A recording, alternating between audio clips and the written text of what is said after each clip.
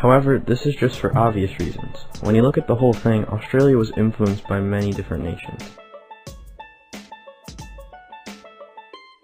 These are just some of the languages spoken in Australia. As a matter of fact, there are many languages spoken in Australia because it is a multicultural nation.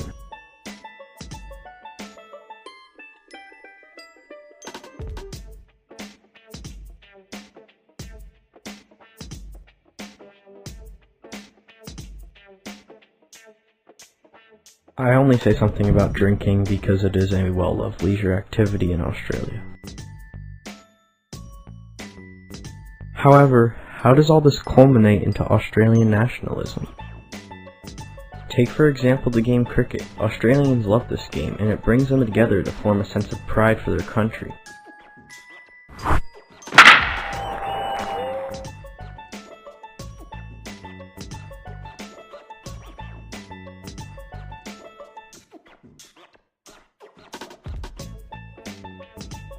The different nationalities that exist in a country always play a role in the nationalism of that country. In Australia, a large bulk of the percentage is taken up by English and Australian nationality, with others being Irish, Scottish, Italian, German, Chinese, Indian, Greek, Dutch, and other.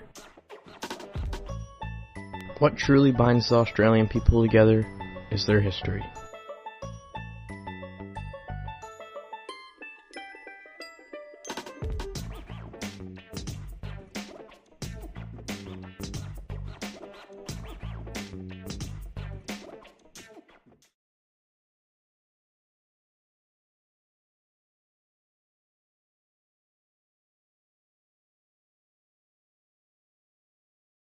That one continent down south of China and above Antarctica is Australia, and it is a nice and dry area.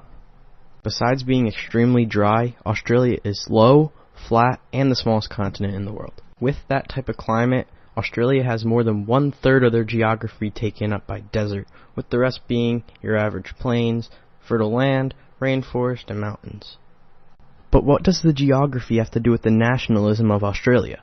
Well, out of geography comes terms, used exclusively by Australians to describe their lands. For example, the outback or bush. The outback is equivalent to the wilderness in remote areas, with the bush being equivalent to the country. Well, this could generate a sense of nationalism because the terms are exclusive to Australians to describe their geography. But what else? Well, animals that live in Australia could generate a sense of national pride. For example, Australia is one of the only places that have kangaroos. Kangaroos are shown on the coat of arms of the 6 Australian states, which makes it kind of a big deal. When it comes to religion, Australia is quite secular. Most people specify as some denomination of Protestant, with others being Catholic, Orthodox, Buddhist, Muslim, or Hindu. Not a lot of people attend church, however. Another interesting fact about Australia is that Queen Elizabeth II is the head of state in Australia. Australia is part of the Commonwealth, and the Queen is head of state for the Commonwealth countries. The Prime Minister or otherwise leader is Malcolm Turnbull.